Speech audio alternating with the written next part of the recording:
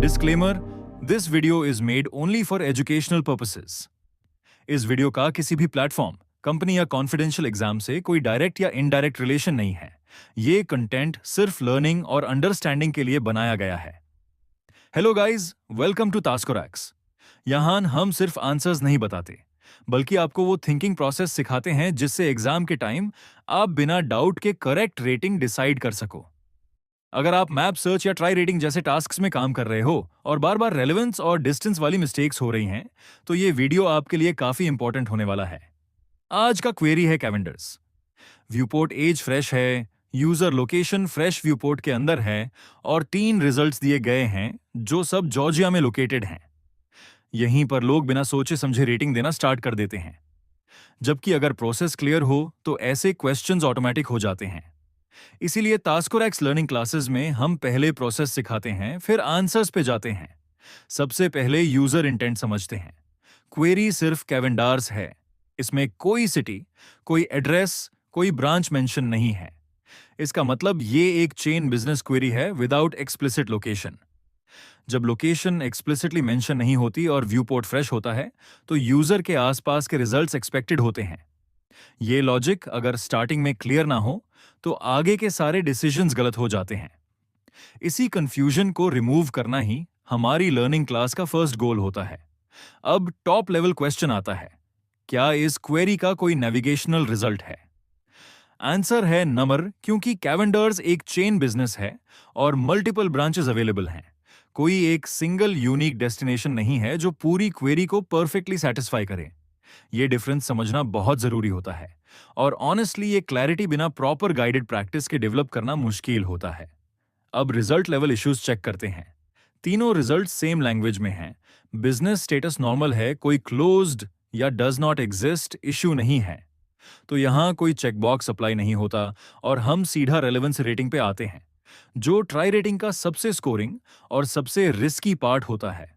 इसी पार्ट के लिए तास्कोरैक्स एग्जाम सपोर्ट सेशंस में मैक्सिमम प्रैक्टिस करवाई जाती है। सबसे पहले हम रिजल्ट 1 को डिटेल में सॉल्व करते हैं। रिजल्ट 1 मरिएटा, जॉर्जिया में लोकेटेड है। ये यूजर के सबसे पास है और व्यूपोर्ट के भी काफी करीब है। चेन मैच परफेक्ट है और डिस्टेंस सबसे कम है। जब सेम चेन के मल्टीपल रिजल्ट्स अवेलेबल होते हैं, तो जो रिजल्ट यूजर इंटेंट को बेस्ट सेटिस्फाई करता है और सबसे क्लोजेस्ट होता है, यूज हाईएस्ट रेलेवेंस मिलती है। इसलिए रिजल्ट 1 की रेलेवेंस एक्सेलेंट होती है। नेम करेक्ट है, एड्रेस करेक्ट है और पिन एग्जैक्ट लोकेशन पर है। ये डिसीजन लॉजिकल है, गेस बेस्ड नहीं। इसी टाइप की क्लैरिटी टास्कोरैक्स लर्निंग क्लासेस में रियल एग्जाम सिनेरियोज के थ्रू बिल्ड करवाई जाती है। अब जब रिजल्ट 1 क्लियर हो गया तो रिजल्ट 2 ऑटोमेटिकली इजी हो जाता है। रिजल्ट 2 स्नेलविल, जॉर्जिया में लोकेटेड है।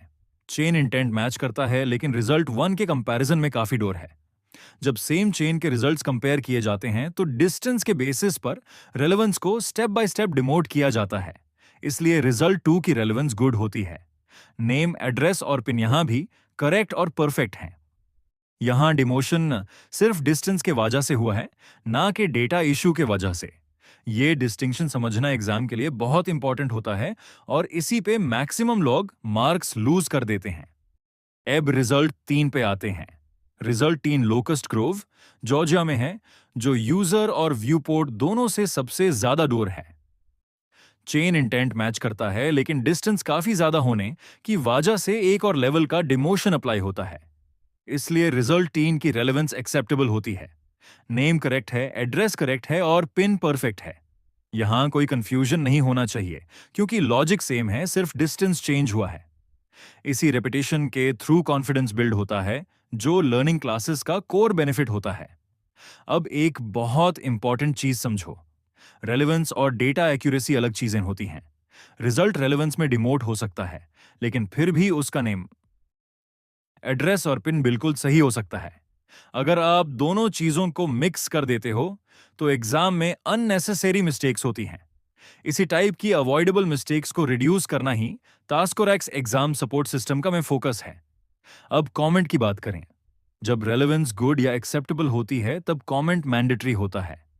कमेंट हमेशा शॉर्ट, क्लियर और गाइडलाइन बेस्ड होना चाहिए। यूजर इंटेंट मेंशन करो, डिस्टेंस बेस्ड डिमोशन एक्सप्लेन करो और डेटा एक्यूरेसी कंफर्म करो। अगर आप चाहते हो कि एग्जाम के टाइम कमेंट स्ट्रक्चर ऑटोमेटिकली दिमाग में आए, तो इसके लिए कंसिस्टेंट गाइडेड प्रैक्टिस जरूरी होती है, जो लर्निंग क्लास का एक इंपॉर्टेंट पार्ट होता है।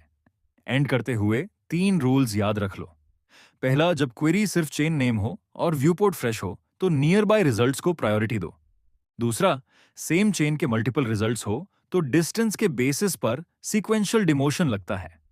तीसरा, रेलेवेंस और डेटा एक्यूरेसी को कभी मिक्स मत करो। अगर आप ये 3 रूल्स फॉलो करते हो तो ट्राई रेटिंग के चेन क्वेरीज आप ऑलमोस्ट कभी गलत नहीं करोगे। अगर आपको ये वीडियो हेल्पफुल लगा हो तो लाइक करो, तास्को रैक्स को सब्सक्राइब करो और कमेंट में लिखो नेक्स्ट ट्राई रेटिंग क्वेश्चन। याद रखो, एग्जाम में गलती आंसर की नहीं होती, गलती प्रोसेस की होती है, और प्रोसेस सही होता है जब लर्निंग गाइडेड होती है। मिलते हैं नेक्स्ट वीडियो में। Thank you.